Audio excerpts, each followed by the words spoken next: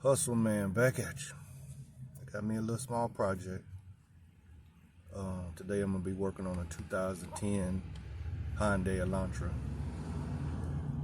The issue is broken door handle. We're gonna be replacing the door handle on this Hyundai. That is the replacement.